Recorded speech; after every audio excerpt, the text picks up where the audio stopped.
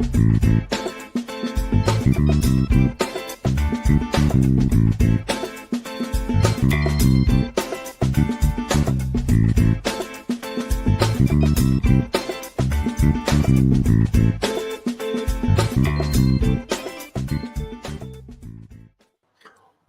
back, ladies and gentlemen of Maker's Bar. We are so proud to have you back here. Maker's Bar, where we're creating 1 million leaders today for tomorrow. Today, my guest is one of the women of power that we've been discussing in our series, but even more particular, she is a woman of Hispanic descent. She is a CEO and founder of ACMG Digital. She is Alejandra. And I'm going to call her today for the interview, Alley Cat. I asked her if I can say Alley Cat. So welcome today. If you are enjoying the content, please do us a favor. Press like, subscribe, and share. In addition to, at the end of this video, what we'd like you to be able to do is check out those guests that we have for us. Check out their sites and be able to ask for more information. We are extremely pleased to present to you Alejandra. Allie, how are you today? Good, great, Seth. Thank you for having me on. Seth Guru. I like that. Yeah, I gotta think of one more opportunity for me to be able to say how Garu came into existence, but thank you so much for that. That's amazing. Allie, please tell me, how did you get your start? What is your origin? So talk to us about, you were a little girl and you came to this place of being. Take us through that journey. Absolutely. So you're absolutely right. I was born in a little town off of about 5 hours from the Eagle Pass, Texas border. My parents were very young and decided to take a leap of faith to go to Texas. And I was raised in San Antonio, Texas. We arrived around 1994. I was about 3 to 4 years old and with a visa. And my parents just started kind of implementing themselves in the system. And I started school very young as well. So I'm a product of immigrant parents who brought me very young. And I was able to kind of grow and get into the school system and learn the language because I didn't know it. And so you didn't know the language, but what inspired you into business acumen? So when that happened, obviously time passed, but my family in Mexico, they own small businesses. So they already are kind of playing a role in that economy where they're at, but there's no growth there. It's just very stable, very kind of small. Ever since I was little, I knew that I didn't want to be just, someone like a worker, 9 to 5. I always aspired to be something else. It's in my blood, I think. A lot of Mexicans are very entrepreneur-like, but I knew that I was meant for more. Since I was very young, I showed signs of multi kind of talent. I was very outspoken. I just learned very quickly and I picked up different habits, good ones, in business. I started learning how to sell very young. I would sell, chocolates from school. I just try to make a little buck here and there. I just realized that I didn't want to be like everybody else. I felt like everybody was boring. And it came to me like, I don't want to be the way that everybody is. I want to explore. I want to own things. I want to be rich one day. And my parents were like, you're going to have to work hard. You're going to have to build businesses. You can go to school, but it's not going to guarantee your success. And my father, since I was very young, told me, school can only get you one thing, a great job. And that's respect to everybody that loves their 9 to 5. That's awesome. But my dad said, in order for you to become wealthy, you need to own businesses. And since I was young, he told me the same thing. Do not, get comfortable wherever you're at. You have to keep growing and learning. So as time went on, I graduated high school and I said, I don't want to go to college just to go to college. I still took some classes, but eventually I decided to go into insurance sales and corporate sales after that. And so insurance sales, what was insurance sales like? You're a young woman, you're in insurance sales. How does that go? It was very, it wasn't hard. It was very dry. Insurance is very dry, but I loved talking to people. I loved helping them. I just realized that it wasn't the thing that I was supposed to be in. It was sales that I liked, but insurance was just kind of like a boring thing. I said, no, I want to make it more fun. So eventually I took a little job working in sales department for a bank, and I was selling and I was the best salesperson there. And I also learned things very quickly and I got bored. I said, okay, I already mastered this. What's next? And I saw an ad that said, do you want to get into the real estate, sales, industry? And I said, yeah, I'm going to do it. I applied and it was a realtor that needed help. He said, hey, I need you to find me leads and I'll help you get your license. And if you're able to learn, we can add you as a partner in our firm and you can become like, a partner and own real estate too. And I said, you know what, I'm going to do it. So that was the first time I started making commissions without working an hourly job. But it was hard. Like living off of commissions, it's probably the hardest thing you can do because you don't have a steady check. But I learned how to talk and how to door knock, how to talk to people that had a lot more money. Once you get into those, I guess, planes of millionaires and you're trying to show them properties, it's a totally different language. And sometimes when you're a woman of color, it doesn't click. The best saleswoman there was, I mean, I'm not gonna say, but she was fully white. She was fully white, blonde. She made the most sales because she was Caucasian. So I ran into a lot of challenges, in that industry in real estate, very male dominated, very, they also look at how you look. They look at what you wear. Very, very different.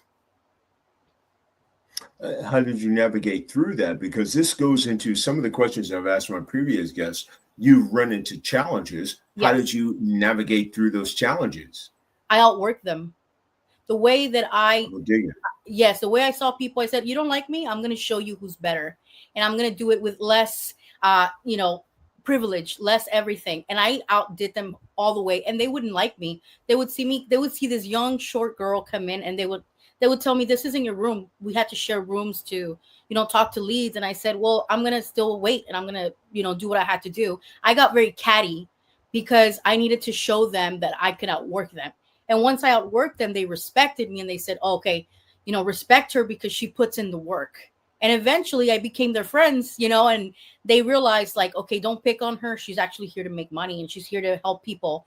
But I once I know that someone doesn't like me due to either my race or, whatever I'm doing, I just show them that I'm better than them. It sounds narcissistic, but in reality, I know more than them, even if I'm younger. Because the thing that I know. Oh, go ahead. Sorry. Oh, no, I didn't want to interrupt you. This can wait. Go ahead. Yeah, I just realized that people respect you when you really like execute, when you know how to do something better. Even though they don't like it, they do respect you. And I was just going to add on to that. I think sometimes it's not even just that we're doing better than as people of color. I think sometimes we have that intuition that I'm just going to do really great at my job. And yeah. I think sometimes that's the surprising factor. Would you agree? I completely agree because, like I said, it all comes down to a level of elitism, if that's how you say it. If you're not fully like this white Caucasian person, you're going to have to fit into their world because they've been around for such a long time. And I always talk about it, it's the colonizer mindset. No matter what, if you're a minority, you're going to get treated a little different, just a little bit, even if you're at a high ranking. So you have to perform more. You have to show that you're there more. You have to outwork more in order for you to get that spot. What would you say to young women that are immigrants who have come from Mexico and we've had a very interesting election. Maker's Bar is very much a bipartisan organization, but I think it does go to say, how would you categorize, now that we've had this interesting election, what's the best information you can give to young women of Hispanic descent to say, build a business? What's the best advice you can give them? Build your skill sets. Learn how to sell. What does that mean? When you say build your skill set, what does that mean? Take us through step by step. Start at A and go to at least D. Okay. So first, identify what is it that I love to do? What is it that comes the easiest to me? Is it, I don't know, making cakes? Is it selling door to door? Find what makes things easy. The second thing is write down a plan on how you can monetize. Whether it's, even if it's $100 here and there, try to do extra. Even if you have a job, just try to find out, how can I monetize what I love to do? And then C, ABC, also learn how to talk to people from different nationalities, because your client is not going to be your neighborhood. Sometimes your client's going to be somebody that's a different race, someone that's in a different state. Yeah, somebody that's in a different even part of the world. You can sell them through e-commerce. Learn tech, learn how to use the tools that we already have, social media, Instagram, all that is going to help you grow that first idea. And I think the last one is learn how to have self-confidence, because as women of color, immigrants, our confidence is stripped away. And you have to just believe I can do this.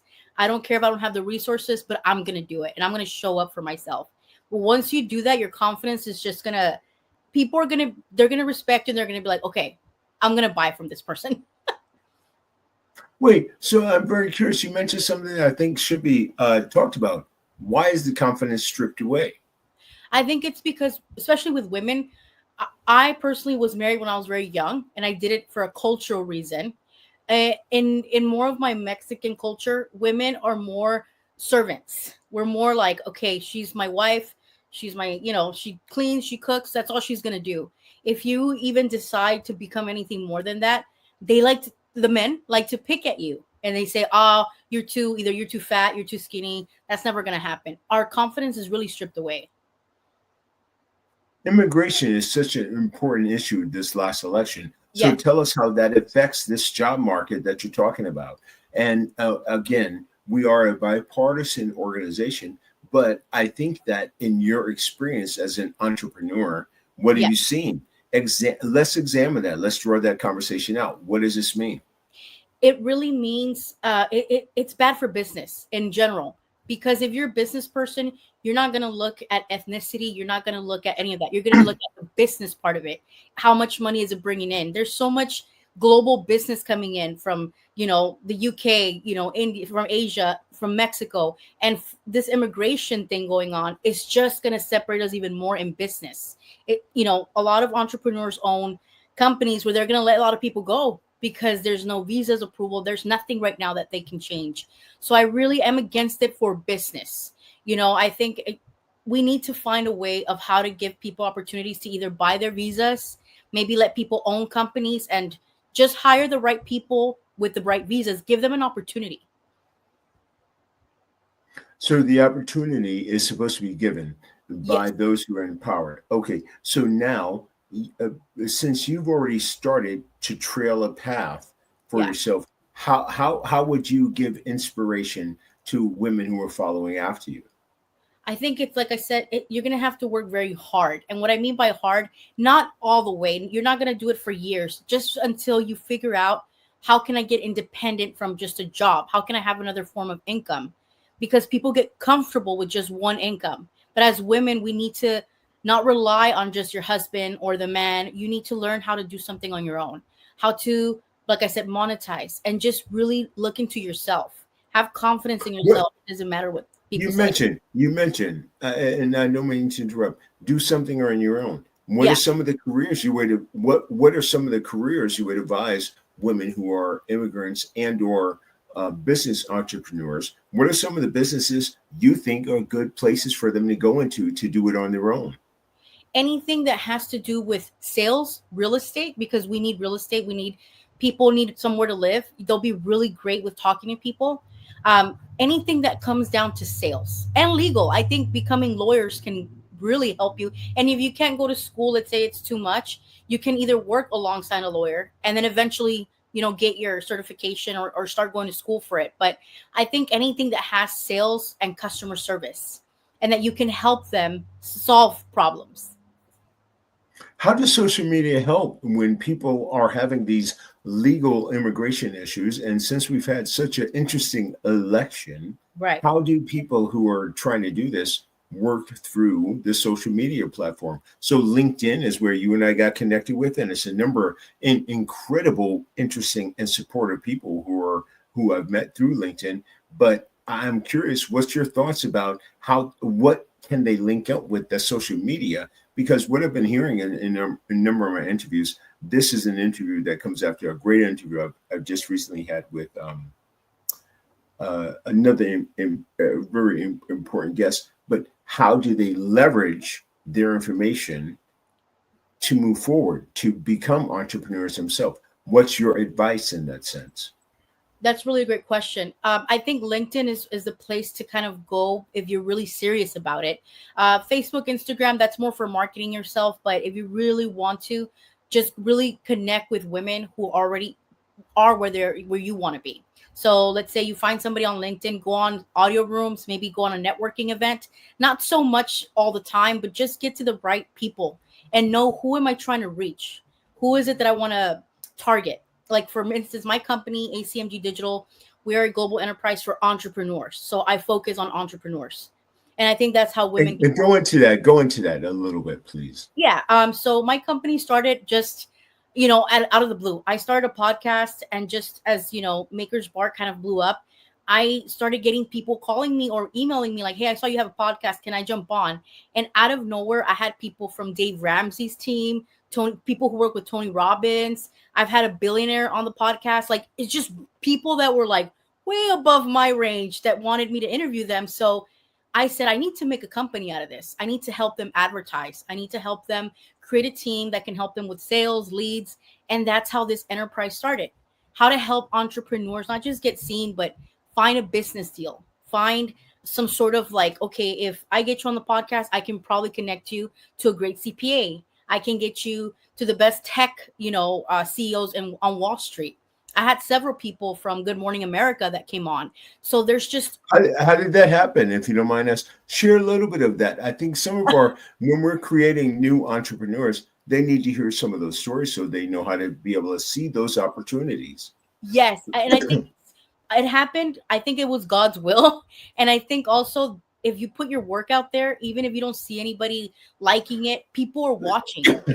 So I think it's important that you put yourself out there, that you post your content, post the video, post the podcast, because you never know. And that's how it happened. I would ask them, "How did you know about my podcast?" They said, "Oh, my PR team saw it and they just referred me to you." So a lot of PR companies reached out to me as well. Your podcast, so you mentioned your podcast. Describe your podcast. Let us know what we're doing.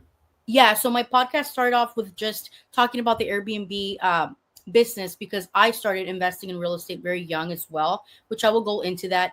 And I got bored of the same thing. So eventually I just started talking about business and entrepreneurship, and that caught on faster. So we talk about how to start a company. What do you need to start a company? Do you need an attorney? Do you need accountants? How can you manage a team? So it really is the go-to podcast for either startups or companies that are looking to grow. No, are you specifically pointing them to people of minority descent, Yes. people of Hispanic descent? Is that what we're talking about? If you wouldn't mind, elaborate on that forefront. Yes. So I really am open minded. So I don't just stick to just minorities, but I do have minorities obviously come on the podcast, lawyers, all of that. I point them to the right people. That's my main thing. People who have actually started from the bottom, that are real entrepreneurs, that have been through the whole process of, the failure part, and they finally made it to the end. So it's people who have been seasoned, in business. And then tell us how you got to this point. Who is Alley Cat? You and I tease a little bit, so I'm glad we see Alejandra. Yeah. But Alley Cat, I know why I decided to be able to use some of that name for Alley Cat. But if you wouldn't mind, share with us, how did you come into some of your belief systems? Part of what I'm hoping to be able to do is by persons like yourself in the pursuit of creating 1 million leaders, they are interested to hear on all sides of the fence. How did these leaders come to these decisions? How did you come to this decision that this was going to be the path you wanted to direct? I think it's the best answer is leaders and entrepreneurs. It's been declining in the past decade, where a lot of great leaders are either passing away, or it's just now the next generation's coming in. I saw a lack in leadership and in drive. How can I make something happen for other people? I just had a calling that this was my purpose, to get in the media, to have some sort of company that helps entrepreneurs and minorities and women, and just really put out there my gift, which is communication and getting people together. But who am I at the end of at the core of who I am? I'm a self-made entrepreneur who retired owning real estate properties, co-owning with partners, and I was able to retire early. And once I did that, I had more time to start a company now. So I guess I could say that I retired at 29. I beat all of my ancestors and the people that have just worked forever. How did you start your company? Tell us about that. So my company just started off as just my last name. I said I want something that leaves a legacy. I have a nephew and a niece and my sister. I said if I have something ever happens to me, I want to leave something that I created that they can probably live off of. And I just added media group because it's all about the media. It's all about social media, engagement and all of that. And that's how I did it. I simplified it, and it just kind of took off from there. It is so interesting because immigration being such an important issue that just happened, illegal and illegal, and all the terms that we're trying to figure out. Yeah. What are the terms that you feel are inspirational to help sisters who are of Latin descent? What are the words and pieces of wisdom that you want to give them to help make themselves grow, no matter if it's the United States or Mexico or Guatemala? Because I have friends and family who are in all of those places. What's the advice you would tell them on how to pursue building an independent business? The first thing is to really read what the laws of that where you want to start your business. So if it's in Mexico, what does it take to start a business in Mexico? What are the tax, incentives for owning a business in where you're at? I think education, you don't need to go to Harvard or Yale or Stanford to be the best business person. You just have to learn how to read.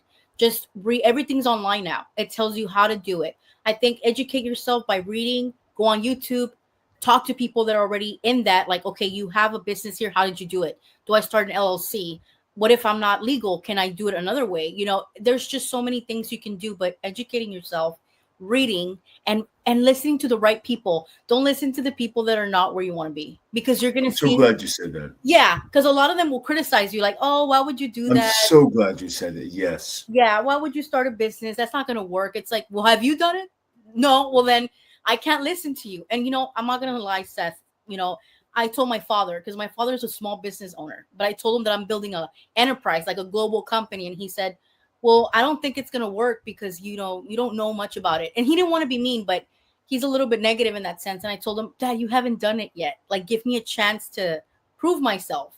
And I think that's what a lot of people do, that they haven't done it and they're scared of your success, or maybe they just don't believe in it. I think that's very true. And you know what's very interesting? I'd like us to talk about this. I find in my family, I'm one of a big family. Right. As we're making these strides, you and myself, as people of color, our family are not always the biggest supporters. Exactly. How does one overcome that? Because chick, you had to deal with it. I had to deal with it. I'd like you to share, how do people of color overcome the fact that sometimes our loved ones in our relationships, they're not at the place of growth? You just have, that's an awesome question. You just have to ignore them. That's all you can do, because you can't change their mind. What does that mean? Tell me what that looks like in a regular relationship. So when we have to ignore them, what does that mean? So whenever they say, for example, let's say you're telling them something, they're like, it's not going to come true. You got to always think they're projecting on me. They're just projecting what they didn't do on me. All you have to say is, you know what? I shouldn't have told you this. I love you, and smile, and then be like, I'll talk to you later. Mm-hmm. Because you got to remind yourself they're not where you're at mentally, and it's not their fault. They love you, but they just project their own failures on you. And then when they see you doing it, they're like, oh, I saw you did this. I saw that you were on this podcast, or your business is doing good. We should hang out. That's when you have to decide, I don't know, because you weren't there for me. You know what I mean? It's like, I do. Yeah, it's like, I love you and I'll support you. But I think that, when I was starting off, you need to just say, I'm sorry, we're not on the same wavelength.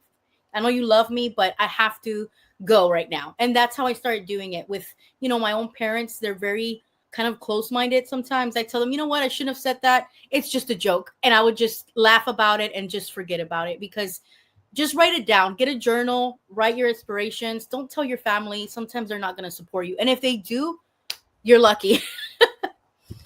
The thing is, I've been learning I saw this stuff, and I'm glad we can talk about this, because I had one of the interview prior to this that examines this question. Sometimes we want, and get ready, my sister, We want our families to be our biggest supporters, but Yes. sometimes they really are our biggest detractors. Yes. And Yes. we love them. We love them. We're like, yo, I'm on the train. I'm going to be able to help us better. But they are absolutely not our supporters, as we are seeing our vision can make us money and make a career. How does an entrepreneur get past that part? What would you say in that experience, as I explained it to you? How do our brothers and sisters who have ideas, who have ingenuity, how do you get past that? Yes. The best thing that worked for me, not it might not work for everybody, but this is what worked for me.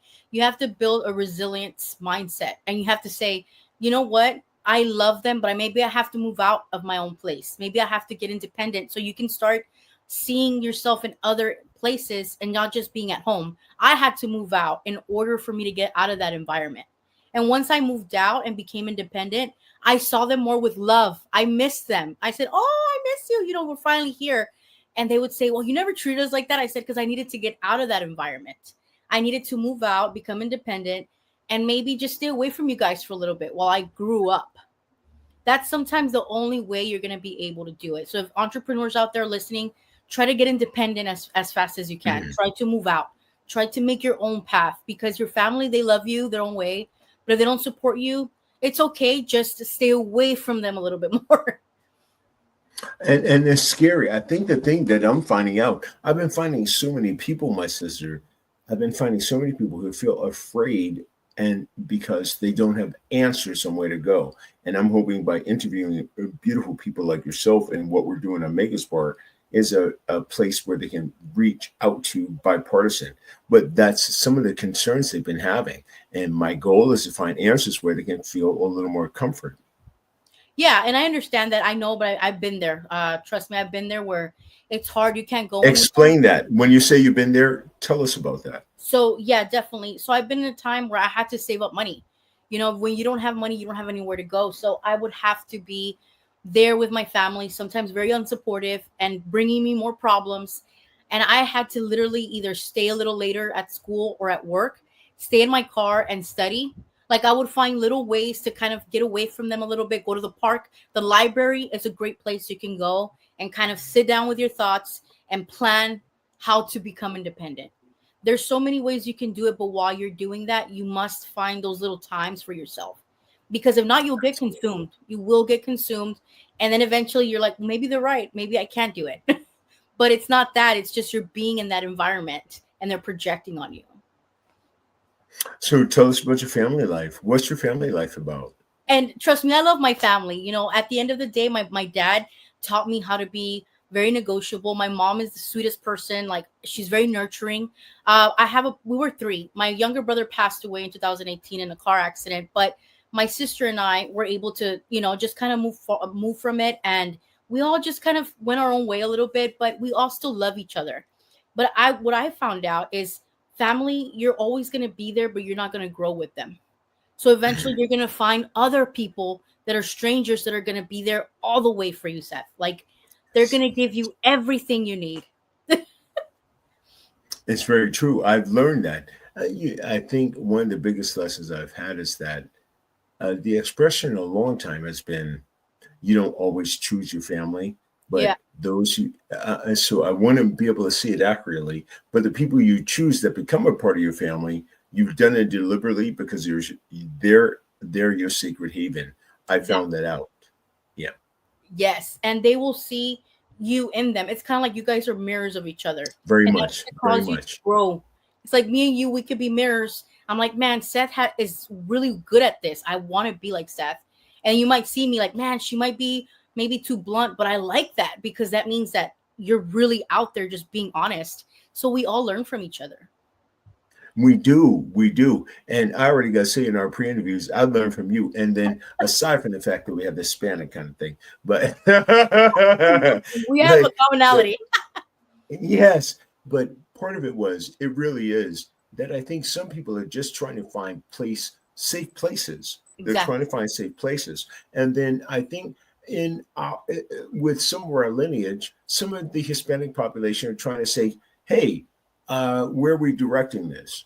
How are you seeing that path going forward? I think it's getting better. I think the new generation is kind of learning from our past, from our parents, what not to do. I think that a lot of times in the Latin community, I've seen it. We all kind of like compete against each other, and other races, like let's say Arabs, I see that they unite to start businesses. And I'm like, why can't we do that? Like, I see more change in that. The younger people are like, hey, I want to start a business, but I need a co founder or I need some kind of investor. And they're kind of getting together with each other. So there's change happening, but we need to just be united. Like-minded people need to help each other out, whether it's networking or some kind of funds, but help each other out because we can't do it alone. You just can't. Well, you said something very unique. We have to be united, and Yes. that's what I'm hoping that in your LinkedIn and Instagram and Facebook and all those kind of things, I have been finding that the people that have been interviewing of late with Maker's Bar, we're all saying, and which is what credit to our owner, Akasha, AK. She's really tried to find a venue that entrepreneurs like yourself, we can be able to have conversations like this and saying, here's what we're doing to expose the public to say, here's some good stuff. So now, in your mind, how do we connect those dots? Yeah, that's a great question. I think just like you said, also with social media, adding people that are like-minded and, messaging them, hey, how are you? Nice to meet you. Like really getting out of your bubble. I think it's going to help you. And also think global. I think a lot of people don't think globally. They think like the US is all there is.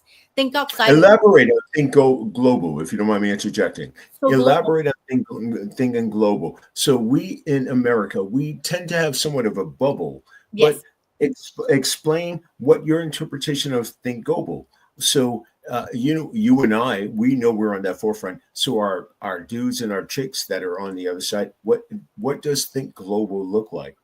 Think global means big change. If you can make a change in your community, imagine globally. Imagine talking to people in Shanghai that love what you're doing and they're able to connect with you and they have millions of people that are already with them.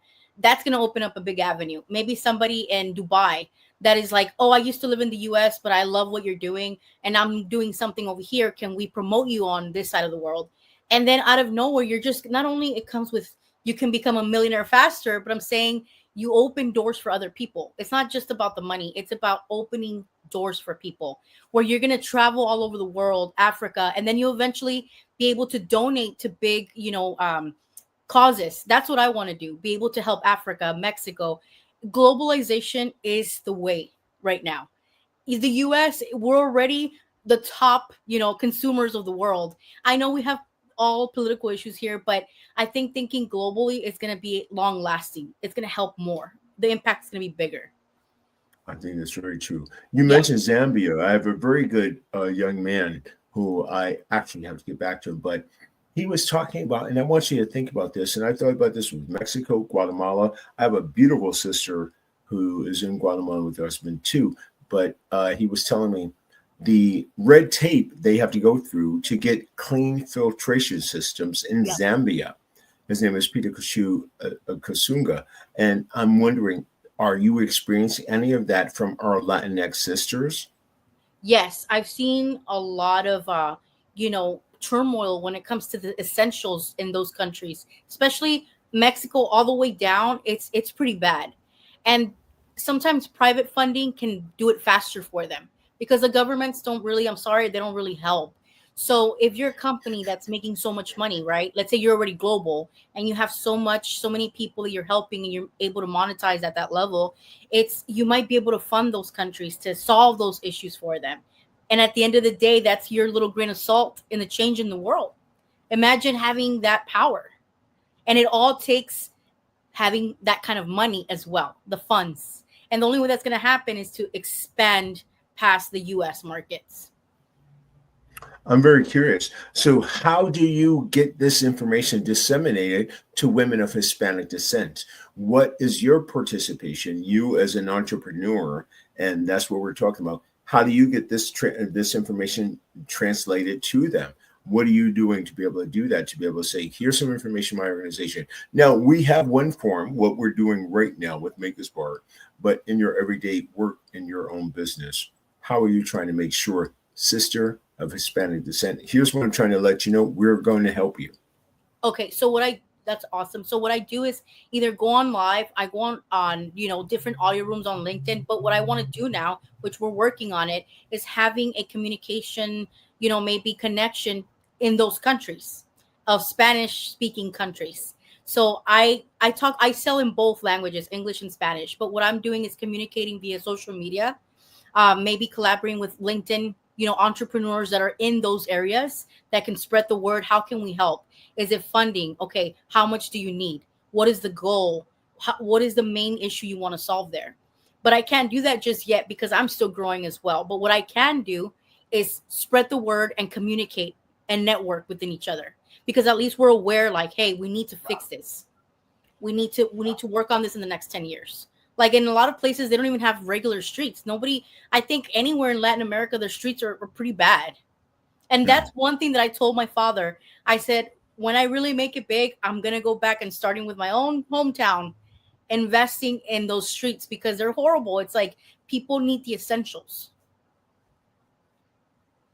The essentials. What are the essentials? Mention the essentials again. I think that's an important conversation to have. What are the essentials that people need to remember? Clean water, electricity that's not going to go away with a little storm, that everybody should have Wi-Fi. Everybody should have water. Everybody should have, electricity.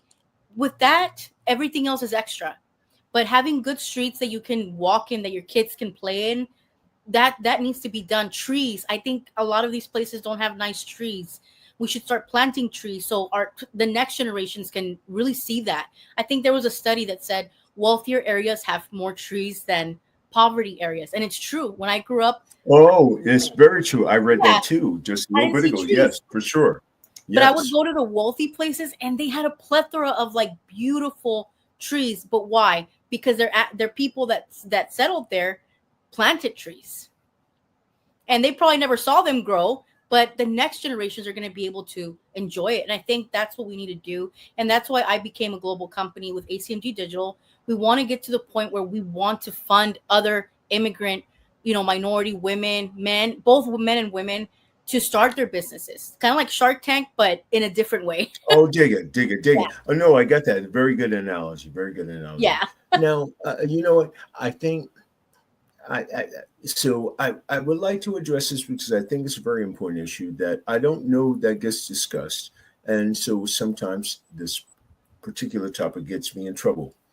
Hispanic women and Black women are very much entrepreneurial. Yes. Unfortunately, let me backtrack more. So they will pursue that on their own to get those degrees and build in those businesses. So now here's the backtrack. How do we get more women like yourself? And I know other Black women who are doing these kind of things to inspire entrepreneurship with women of Hispanic descent, women of Black descent. How do we do that? Is that a matter of you women volunteering more, going into communities, committing your own funds to it? Is that a matter of the government who's doing that? How does that happen to further inspire women like yourself who are of Hispanic descent and women who are of African American descent? Yeah. And so I think that the first thing is collaborating with each other, because a lot of women that are already colored and minorities have established businesses.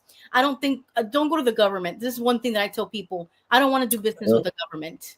I want to be privatized. It's such a great point. Such a great point. And I think that, and I don't want to interrupt you, but I think that's such a great point that you mentioned, because I don't think the general populace considers that. So I'm glad you mentioned that. I'll be quiet. Please continue. Yes, the government's just there to be the hall monitor. That's it. So if we want to make a difference, we need to unite with ourselves. I think right now, when I interview people, very little percentage is women. And when I do, I see a woman that's in entrepreneurship. I'm like, oh, you're here. Thank God. Because I've been interviewing nothing but successful men. And I tell them, what is it that we need? I think we need to change our mindset. Women, we shouldn't compete with each other. We should collaborate. If you find someone that's better than you as a woman, collaborate with her, praise her, and she's going to bring you on. When women have power, great things happen. When men have power, we've already seen where that's got us. So I think we need more women that believe in themselves and that are not afraid and are not intimidated by powerful women. Now, does that mean you feel like a woman would make a better president? And it doesn't mean you have to side on either side of the aisle, as Makersbar is a bipartisan organization, but just curious as your own perspective. Would it have been better if a woman had been president? Yes, but that woman has to be involved in business already. I'm not gonna lie, I don't approve of people that are in presidency that are just maybe lawyers or they're just philanthropists. No, we need people that are in business that already have their own company because being in charge of a country is like being in charge of a corporation. So you have to have the mindset of a CEO. And I I think think that's that's very why, true. I mean, it sucks to say, but I know that right now the president that's in right now, he's a little bit has seasoned because he's been in business for so long. So we need a woman that can just outdo that. I think it's very true. Now, what are you hoping to accomplish by your organization? 5 years from now, what is your business doing? I think in 5 years from now, I want to be in revenue of $1 million in sales for other people, making money for other companies that are owned by minorities, women and men, and just being able to open up a fund where I can fund other small entrepreneurs that are looking to get into something, either tech or just straight up, investments. I want to be able to co-invest with them. I'm already in an investment with real estate, but I'm happy to own other businesses and help them. Maybe if they need some sort of funding, I'm able to acquire part of their business and eventually they'll buy me out. And then, what is the biggest lesson you learned from all your experiences in this that you want to convey to women that are of the same descent? Just in general? Yes. Yeah. So my experience is it's going to take a while for us to see what we really are aiming, but it's not impossible. You have to stay consistent. And I think that that's what helped me. If I have a goal, I'm going to stay to that goal until I finish it. So I think I learned just to stay consistent, believe in yourself. No one's going to cheer for you. And if they do, they're always strangers. But have an open mind. I think I learned that. Have an open mind. You're going to have to dissect I guess, the way you grew up in order for you to become successful. Because sometimes those I guess how can I say it? What's that word? Those traditions sometimes won't work where you're going. Like for me, it was like What? I'm supposed to stay at home. Now, I'm curious now. So, why is it that sometimes our families are not our biggest supporters? Do you have an idea why is that happening? It's just poverty mindset at the end of the day. That's what it is. Elaborate on that, if you don't mind me asking. Poverty is the worst enemy of human nature. And I know people might not agree with me, but it is.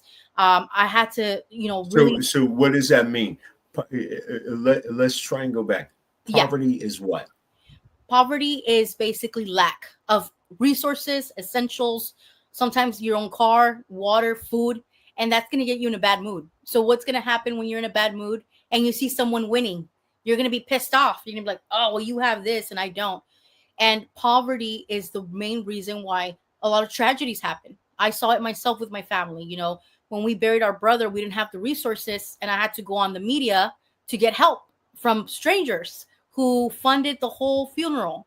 And it was embarrassing, but that's what poverty is, not having $10,000 in your account, not having anything. And I learned and I said, never again am I going to do this. I promised myself this is the last time I'm going to be in this level of poverty. And that means I have to learn skills that are highly paid so I can help other people make money and then globalize it. That's the way to do it. I recently was reading this thing that struck me with what you just said. It was saying that how you get to the place where you're at right now is subduing your thoughts. Is that what you felt you had to do? Subdue your thoughts? Yes, you have to, they do say that sometimes your own worst enemy is yourself, and not just your thoughts, but the kind of brainwashing that happens when you grow up. You're just like, can I do this? Is this possible? Can this happen? Can I help other people? I had to go against my whole, I guess, traditional mindset in order to get here.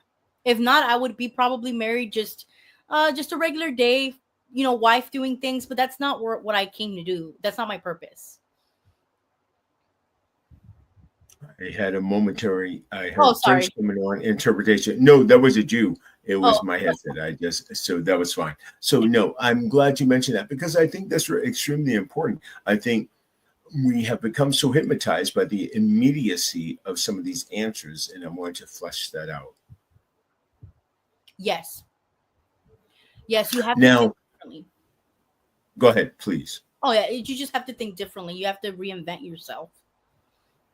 Now, so the young girl, 18 years old, citizen of the United States, came from Guatemala. She wants to build a business. What do you tell her? Do it. Do it and know your numbers before you do it. How does she start? But let's leave here today. How does she start? The way she starts a business, if she already knows what she's going to do as start a business, if it's a product or a service, you got to figure out what product, logistic wise, because it's going to get distributed. If it's a service, what am I solving for other people? And then you're going to have to get an accountant or a CPA to tell you how much can I afford to pay someone to start helping me with advertising, marketing, because you got to put yourself out there. And then you're going to get a lawyer that can get you a contract where once you land a client, you're able to put them under a contract and say, hey, this is what we're going to do for you, but you have to sign this contract. After that, you No, just, yeah. no, hold on 1 second. So when she hires the CPA, she has to put out money. Am I correct? Yes, but some CPAs give you free advice just to see if they can help you. Contingency plans, Yes. contingency. Yeah, contingency plans. Sometimes there you can find CPAs that are less than $100 where you can save up just $100 to get that consultation so they can tell you how you can do it. But you're gonna need a CPA and a lawyer because those are the people that are gonna get you on check, and so you don't get sued right away. Maybe your name of your business already exists. Maybe you're not doing things right in the product or the service. So they're gonna tell you, hey, you're gonna have to be realistic. Can you afford this? Can you start paying somebody to help you, or you're gonna have to do it yourself? So you're gonna need an attorney and a CPA. Now that is something you have to put out for money. Yes, unfortunately, I wish things were free, but I had to work my butt off. And once I invested, that investment, I saved money and I lived below my means, so I can have that little money to hire an attorney or a CPA. You have to sacrifice. Nothing's free in this I'm life. glad you're talking about this. I'm Yeah. glad you're talking about this. I think that is important, sweetheart. I think it's very important for us to be able to say some of the sacrifices that you do have to pay money. So go Yes. into that a little bit. You do have to pay money. And then as you go into that, I'd like you to go into black and brown, brown women and black women. There is a synergistic thing about this shared relationship they have in being independent and making their own way. So as we're talking about how to share that information, how does it work that brown women and black women work together to be able to say, hey, sisters, we have to link up. So if you can tie those two together, that'll be great. Yes. So just tying it all together, it's if you know business women that are black or brown, like I said, go and try to talk to them, network with them, and say, hey, I know you're good at this. How can I bring value to you? I'm good at this. And you put your skills together with them because you need to bring value for people. You can't just think you're going to show up looking pretty and people are going to give you the money, the funds. No, you need to bring value and say, hey, I know how to communicate. I know how to talk to different people. How can I help? And some people are like, hey, can you bring me a lead? Can you help me find someone that can fulfill this contract? Oh, sure. So find something that you can bring value. And that's how people are going to want to help you. I think it's fantastic. Now, tell me the best book you ever read that has given you inspiration. What was that book? Rich Dad, Poor Dad. Rich Dad, Poor And, Dad and teaches you. what did it teach you? What did it teach you? It taught me that the mindset of a poor person and a rich person, it sounds ugly, but it's true. A poor person works for money, a rich person works for investments and owning companies. And sometimes school doesn't teach you how to do this. So Rich Dad Poor Dad just kind of unmantles that programming and tells you, do you want to be a worker or do you want to be a business owner? Business owners get the best tax advantages. They always grow while workers always stay just in, a plateau. And I was able to learn how to invest in real estate and gain that value so I can live from that investment. And then if you had to point to a core of your spirituality, what does that look like? What does your spirituality look like? Yeah, so I was born Catholic, confirmed Catholic, but I'm always connected to the Most High. I always say that my vibration's always high. I read a lot about meditation. I read a lot about, things from the occult, like in a good way, like spiritual, like I guess when people have near death experiences, how they see what their purpose is. So I love all of that. But Catholic is what Hey, I, wait a minute. Wait. yeah. Ali, let's see your fingers. You got your Illuminati ring? No, not yet. I'm kidding. We just teasing. We just had, I know people do take that very serious, so I'm Yeah, not yeah, being yeah. No, no. offensive. We Yeah, no, just had for you and I, it was just our kind it of was joke. a joke. But go ahead. Okay. Yes, go ahead. Yeah, but I love spirituality. I think all the answers Me too. are in ourselves. All the answers we seek Yes. are within ourselves. When we're like rejected, let's say by a date or anybody, just remember they're sometimes rejecting themselves, and you have to just see yourself as somebody of value. It doesn't matter what the world thinks, but if I know I'm valuable, that's all you need to feel and know. Mm. Oh, you said that. It was very pointed right there. That was fantastic. Yes. It's Now, tell me something. In your growing up with your brothers and sisters, have any of them captured on to some of the business acumen that you found for yourself very useful? Yes. So my little sister's still young. She became a mother very young. So she took on my mother's I guess skill sets. And I love that for her because she's happy and I want to see her happy. But my late brother who passed away was exactly like me. He was already looking to open up his own company, construction company. He was making really good money before he passed away. And tragically, we learned from these experiences, but we talked about it. We're like, man, I can't wait till we both have businesses and we're going to be rich and we want to help other people. And we were always very serviceable to other people. And he was very serviceable too. But my dad kind of gave us that. You know, my brother and I caught on that business gene from my dad. Makes sense. And now spirituality plays a role in it. What would you say if you were encouraging somebody who said, I'm as I'm going along on this journey in my technological education, but I'm finding a lacking of spiritual knowledge. For you, what would that look like as far as your advice if somebody came up to you and said that? I think when I hear that, I always hear maybe I'm disconnected from myself. I think no matter what, whether you're in the tech space or whatever you're in, always come back and ground yourself. Always come back and say, where am I in my head? Am I too egotistic? Am I becoming very cold? Like come back to your house, which is up here and in Mhm. your heart. Always stay That makes humanized. sense. That makes sense. It doesn't matter if Yes, you're a that makes billionaire. sense. You have to stay humanized. If you see someone struggling, help them. If you see that, who are you to judge people if they're struggling? You never know what they have going on mentally or in their families. Just give them a hand. I'm not talking about solving their issues, but sometimes all they need is a helping, like either a positive affirmation, a hug, or maybe just $20. Like I've been And in the $20 is for what? for helping them, like anything you can do to help somebody in need that they were put in your place to help them. Try to help them, even if you're wealthy. There's many wealthy people that give money. um Mm, but I think that, like I said, from a background where I come from, being wealthy is seen as evil. Like they don't give yes, money, it they don't is. I help. do. Right. They're the villains. They're the Yes. villains. But a lot of those people now, Seth, a lot of millionaires are self-made. They're first generation. A lot of them are first generation now. So they're like, I used to work as a truck driver, but I invested in this, or I opened up a company and became a millionaire in 5 years. A lot of them are self-made. So no, it doesn't matter how much money you have. Come back to your spirituality. Come back to it. And that's the perfect way to end this. Yes. So, how can people reach out to you if they want to contact you and they want to get in touch with you to get some of your advice? Yes, LinkedIn is the best place right now.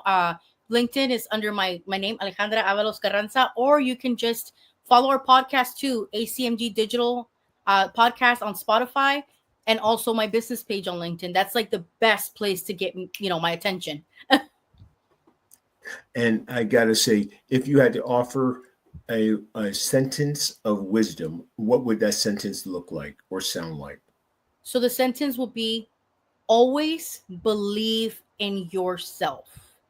It doesn't matter what anyone says. It doesn't matter if you don't have money. If you just believe. Because if you don't have that delusion, you're not going to make it. If people are going to take it from you, believe in yourself all the way. It doesn't matter what race you are. That sounds good. Oh, even better. I always like to end on, as I've done in my interviews in the last few days and going up, the revolution that we want is the Lovolution. It is a revolution of love that tells us how can we do better, and that is to flood our society with love. That's the next revolution.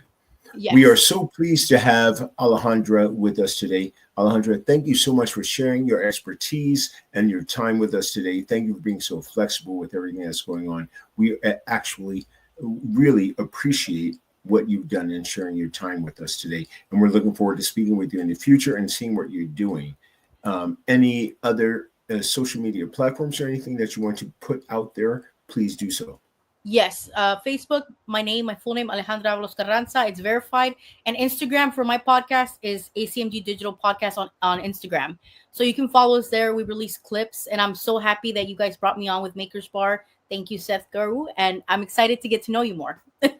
Well, you know what? I got to tell you, you know what? I just had a few interesting New Yorkers and East Coasters, and we definitely immediately have connections, and it's so cool. And so I just thank you so much, my beautiful. Thank you. Thank you. It's absolutely my pleasure. It's absolutely my pleasure. Megaspar, we are creating 1 million leaders today for tomorrow. If you are enjoying this content, please press like, subscribe, and share. Let them know that we are the place for the innovators and changers. Today, you heard Alicat, aka Alejandra, and the goal is to be able to share this information of those movers and shakers like herself who are letting people know there are other alternatives to building businesses and becoming entrepreneurs. We thank you so much for checking us out today. We look forward to for you to be spending time with us the next time. For Maker's Bar, I'm your dude, Seth Garu Baxter. One more time, peace, love, and happiness. We look forward to speaking to you next time. Alley Cat, we are looking at all the good stuff you're doing. Peace and good blessing, my beautiful lady. Thank you so much. Absolutely our pleasure. We're looking forward to it. Thank you.